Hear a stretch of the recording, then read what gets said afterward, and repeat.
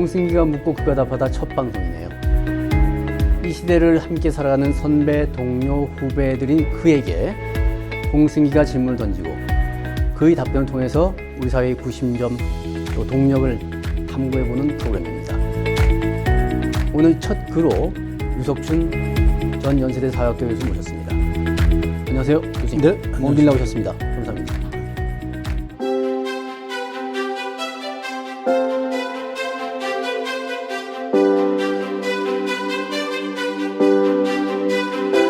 수업 중에 위안부 발언으로 거의 뭐 정년쯤에 문제가 되셨던가요? 그때 네, 정년을 1년 남기고 딱 네. 1년 남기고 큰 사고를 겪었습니다.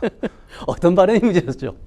어떤 발언이 그러니까 문제였어요? 이제 그 위안부에 관해서 우리 사회가 통념으로 갖고 있기 때문에 예. 우리 학생들도 당연히 통념을 따르는 입장이고 저는 그 통념이 잘못된 거다라는 얘기를 했더니 보통은 다른 그런 이제 통념과 다른 얘기를 하면은 대학 교수가 연구를 많이 해서 새로운 어떤 시각을 새로운 그 방식으로 접근해서 새로운 결과를 내놔서 좋은 일이다라고 칭찬을 해주는데 이 일본하고 관계된 것은 일본과 우리나라 사람들이 갖고 있는 기존 통념에 반하는 걸 하면은 갑자기 매국노 취급을 받으면서 그 통념이라는 게 결국은 20만을 총칼로 끌고 왔다. 그게 통념이라는 거고. 그러니까 이제 일본이 우리나라 저 처녀들을 예. 강제로 끌고 가서 노예와 같은 생활을 하면서 이 위안부들을 그렇죠. 학대했다. 그렇죠. 뭐 그런 얘기가 이제 통념인데 예. 사실은 잘못되어 있는 얘기거든요. 이건 뭐 학대에 넘어서 그다음에 학살했다는 얘기가 나오죠. 그러니까 그러니까 이제 그런 것들이 실제 근거 없이 막 예. 부풀려진 얘기고 이제 그런 얘기를 내가 나름대로 공부를 해서 물론 뭐 그 다른 저를 비난하는 사람 중에 일부는 쟤는 그 문제에 관한 논문이 없다라는 얘기를 하던데 그 논문을 다 써야 대학 교수가 얘기하는 겁니까? 그냥 이 책 저 책 여러 가지 책을 보면서 관련된 이제 우선 그 자료 수집을 하고 이제 읽어보면은 이게 맞고 저게 틀린구나. 그럼 앞으로 나는 입장을 이렇게 가야겠구나 하는 생각을 하다가 이제 강의를 하게 된 거예요. 그렇죠. 강의를 하면서 그동안은 끌려갔다고 얘기하는데 그 끌려갔다는 것의 구체적인 게 뭐냐. 그러면 끌려간 거는 두 가지예요, 사실은. 하나는 군내 남자들이 가듯이 국가가 영장을 발부해서 너 필요한 인력이니까 내가 데려가겠다 하는 게 끌려갔다고 표현할 수 있는 거고, 두 번째는 물리력으로 경찰이나 군대가 와서 가기 싫다는 사람을 너 가자, 끌고 가자. 그렇게 해서 가는 게 이제 끌려가는 거예요, 두 가지인데 그렇게 가는 여자들은 없다. 일부 속아서 가는 사람들은 있을 수 있고 또 자기가 돈 벌러 간 사람들이 있을 수 있고, 이거는 그 당시 여러 가지 상황에서 이제 준자발적 그 동기에 의해서 혼날 말씀을 하셨네요, 수업 중에. 아니, 그러니까 혼나는 말이 아니라 그게 진실인데 이제 예. 학생들은 그게 진실이 아니라고 생각하니까 예. 그걸 가지고 생난리를 치더라고요. 학생들이 격하게 반발했나요? 그러니까 반발을 했다는 게 그래도 학생들은 점잖았어요. 뭐 점잖았다는 표현이 이상한데 계속 질문을 하고 나는 답변을 했어요. 굉장히 그 긴장감 있게.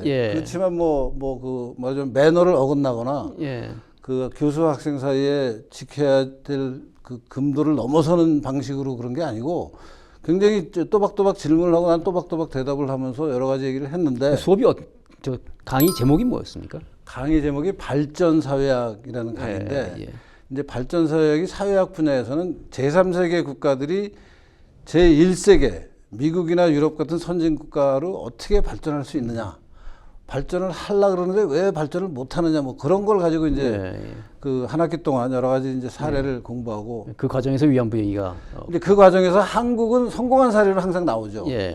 성공한 사례에 이제 우리나라가 그런 발전을 했는데 여러분 그건 인정하냐? 그럼 발전했다고 인정해요. 그럼 발전의 과정을 설명해봐라.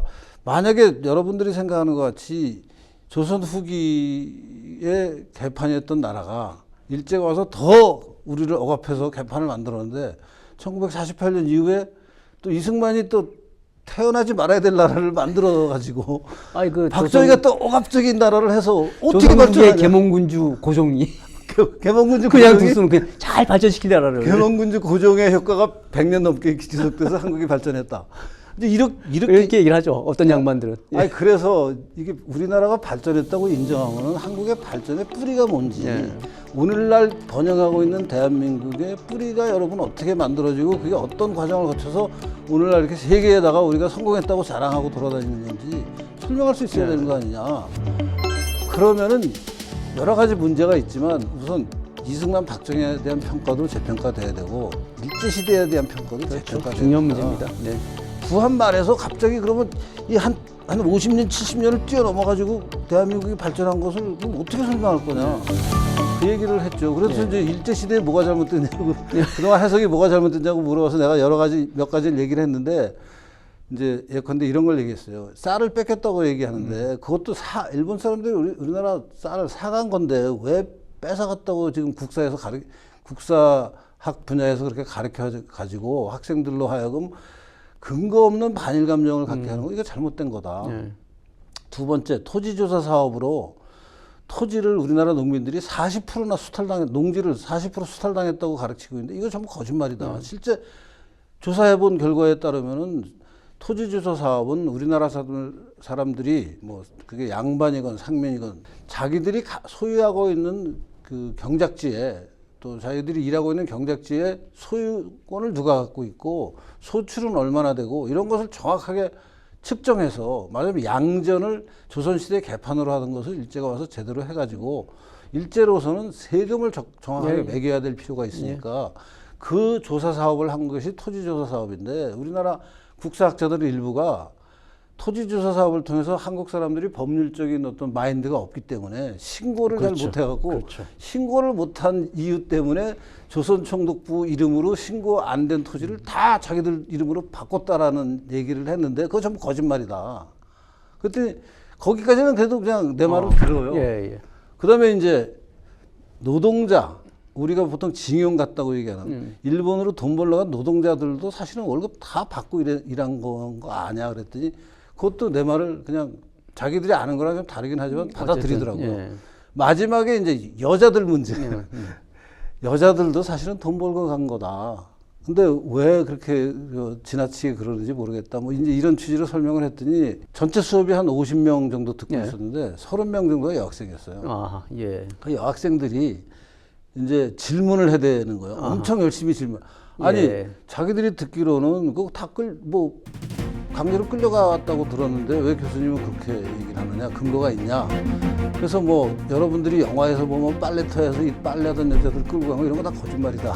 그런 일 없고 그러니까 일본군이 위안소라는 제도적인 장치를 만든 것은 사실이고 그 위안소에 일하는 여성들을 어떻게 충원하느냐 하는 문제에서는 민간업자들한테 위탁을 했고 그 민간업자들이 이제 돈 벌 동기가 있는 사람, 즉 가난한 여자들을 상대로 그런 얘기를 하고 가난한 집 여자가 있는 가난한 집의 부모들한테 그 얘기를 해서 부모들이 딸을 팔거나 그런 거 때문에 그런 일이 벌어진 거라고 얘기를 했는데 학생들은 그게 이제 도저히 납득이 안 되죠. 납득이 안 되고 이제 페미니즘적인 시각을 많이 갖고 있는 친구들은 그 문제를 가지고 이제 엄청 여러 가지 얘기를 했는데 나중에 보니까 그걸 녹음을 해가지고 결국 녹음이 문제가 됐구만요. 녹음을 한 게 이제 녹음 파일이 있으니까 이제 이게 언론에 던져진 거예요. 그러니까 언론은 대형 떡밥이 터진 거죠.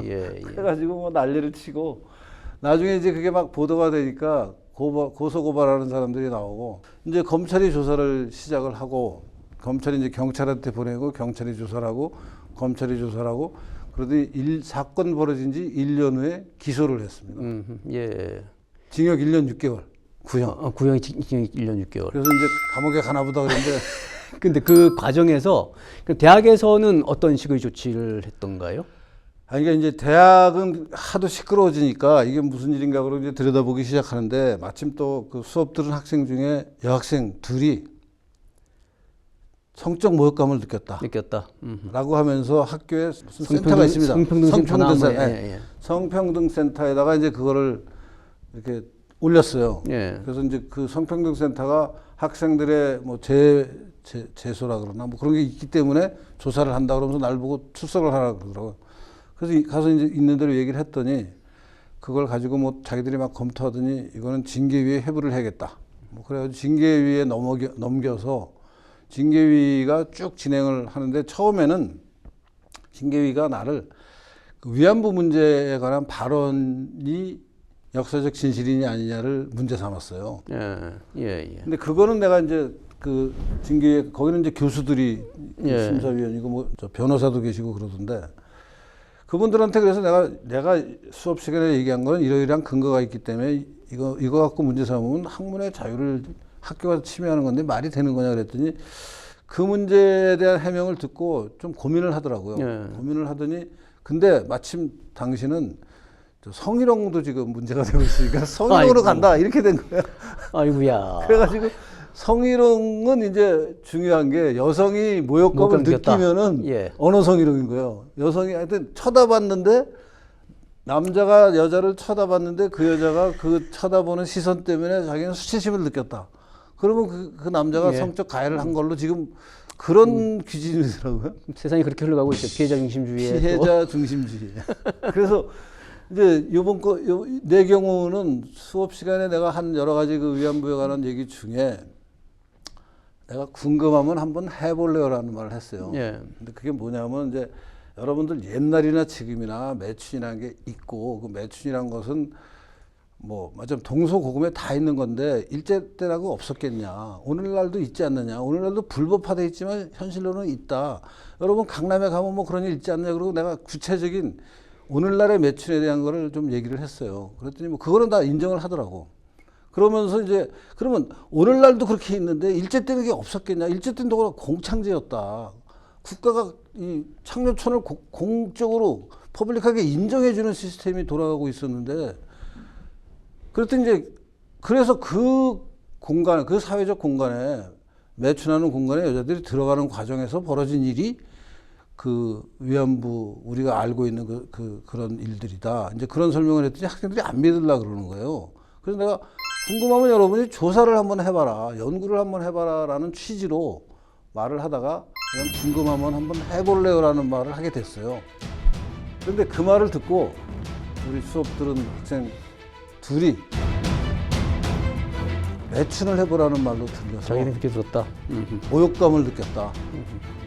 그래서 뭐 내가 그렇게 말을 안 했는데 들은 사람이 그렇게 느낀 거야. 뭐 내가 시킨 것도 아니고 어떻게 하겠느냐. 이제 이런 정도로 나는 그 징계위원회에서 얘기를 했는데 그게 결국 아까 얘기하신 피해자 중심주의라는 황당한 기준으로 지금 온갖 그 성희롱 문제에 기준이 적용이 돼서 언어 성희롱으로 정직 2개월. 아, 그렇게 정지를 받으셨구만요. 언어를 가지고 성희롱을 한 경우다.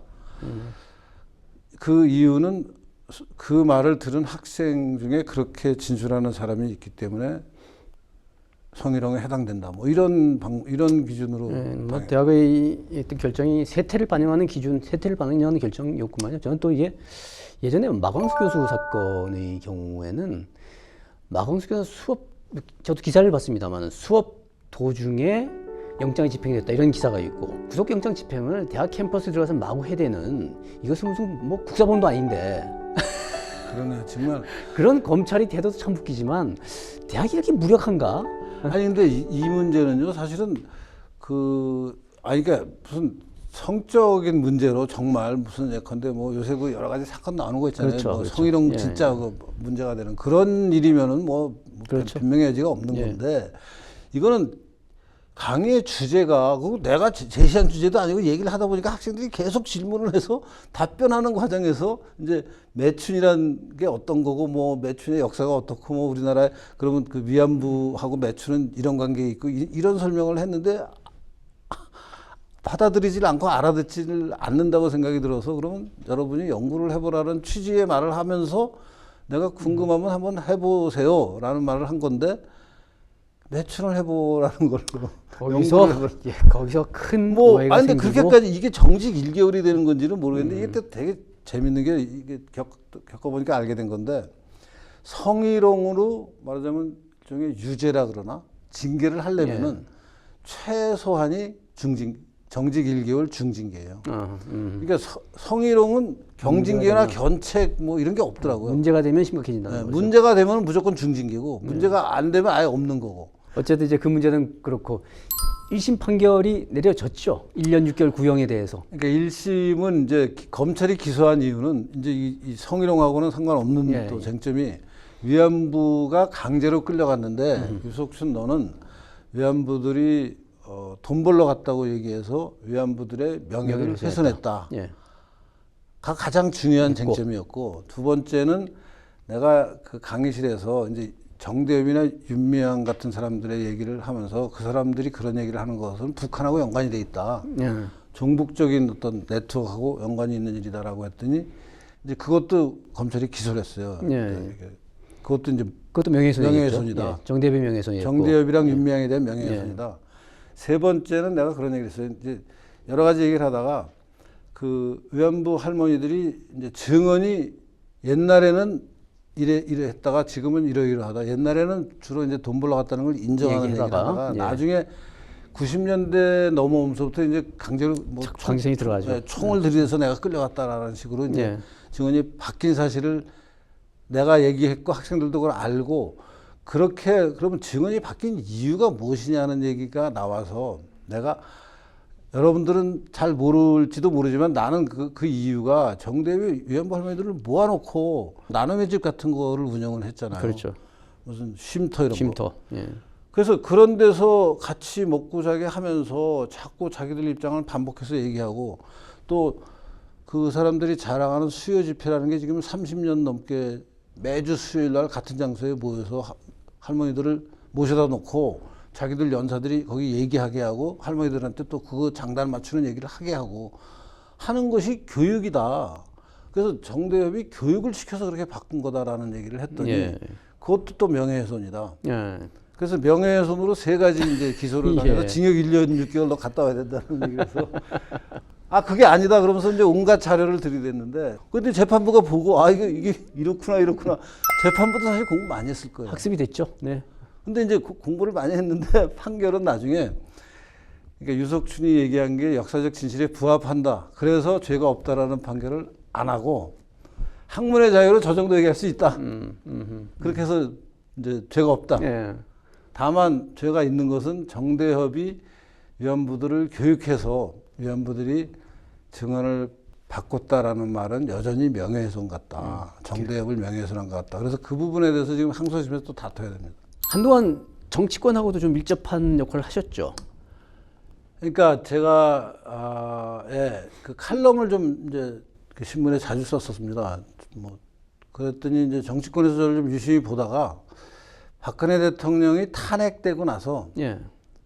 홍준표 지금 대구시장이 자유한국당의 당 대표일 때, 그러니까 그 박근혜 대통령이 탄핵되고 문재인과 홍준표가 대선에서 예. 경쟁을 했죠. 그래서 문재인이 당선이 되고 홍준표는 그때 한 25% 정도 그렇죠. 지지를 받고 예. 떨어졌는데, 떨어져도 그때 이제 그 야당의 분위기가 잘 싸웠다. 앞으로.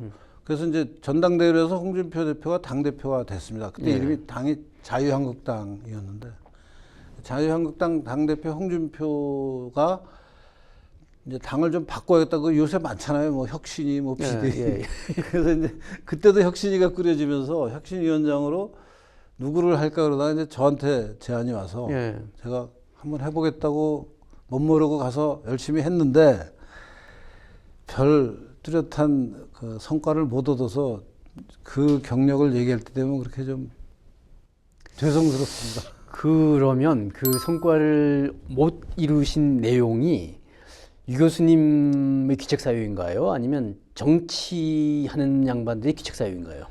전 두 가지 다라고 생각하는데, 우선 그 당시에 저는 혁신위원장인데요. 이게 비대위원장하고 혁신위원장하고 뭐 얼핏 보면 같기도 한데 중요하게 다른 게 있습니다. 당대표가 전당대회에서 홍준표 당대표로 뽑혔기 때문에 예. 당대표가 가장 궁극적인 권력을 갖고 있습니다. 예. 그 다음에 이 당대표가 당을 혁신하기 위해서 혁신위원장이라는 자리를 만들어서 나를 이제 임명을 했는데, 나는 내가 결정을 하는 게 최종 결정이 안 돼요, 절대. 예. 홍준표 대표의 오케이를 받아야 되고, 그 중간에 또 당의 최고위원들이 예. 스크리닝을 합니다.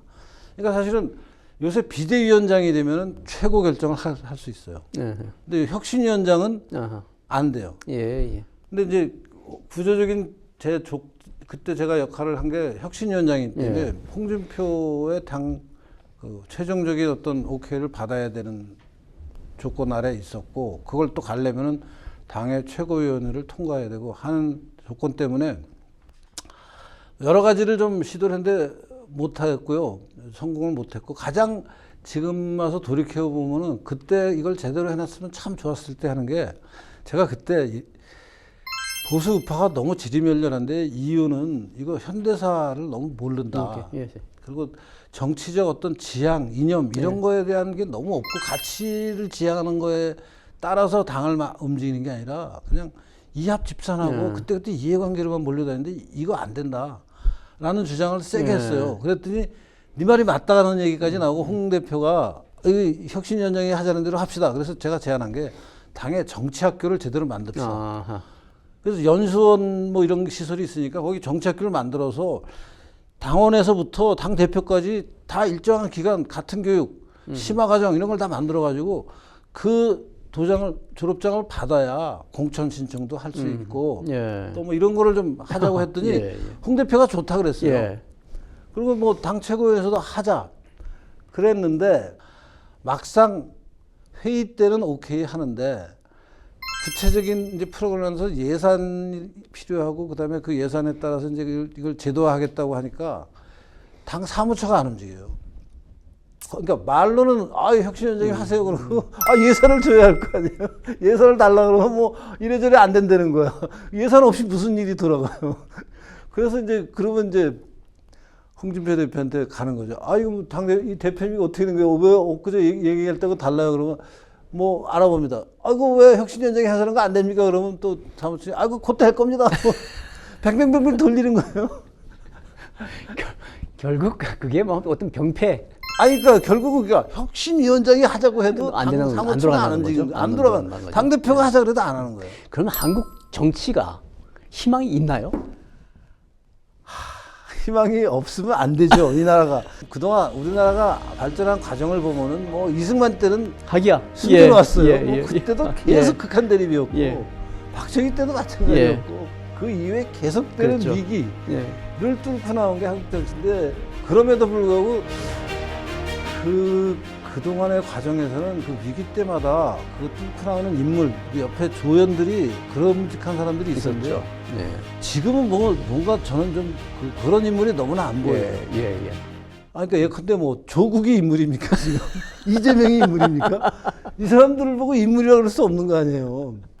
그다음에 윤석열 대통령도 뭔가 취임 초에 막 일본하고 관계 개선하고 미국하고 관계 개선하고 할 때만 해도 그때 멋졌죠. 희망을 그러니까 그 전에 대통령이 되는 과정에서는 저는 그 박근혜 대통령 탄핵 때 뭐 역할도 하고 해서 저 사람 잘할까 좀 걱정이 많았는데, 취임 초기에 이제 한미 관계를 돌파하고 한일 관계를 돌파한 걸 보면서 이건 좀 막 이제 기대를 했는데, 국내 문제 의사들하고 싸움하고 뭐. 현안을 보니까 이게 또 아닌 것 같아 지금.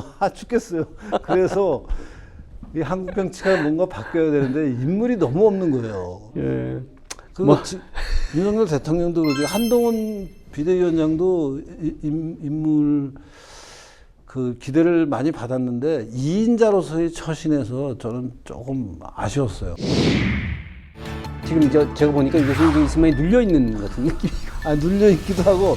그러니까 3권을 쓰면은 이렇게 될 것 같아요. 이승만에서 벗어났다는 말도 맞을 것 같고. 우리 전직 대통령 중에서 심지어는 대한민국은 태어나서는 안 될 정도다, 뭐 이런 얘기를 하는 양반들이 있죠. 대한민국이 자랑스럽지 않은 거예요, 그분들은. 미국 대통령 부 양반하고 이 친교를 맺었다.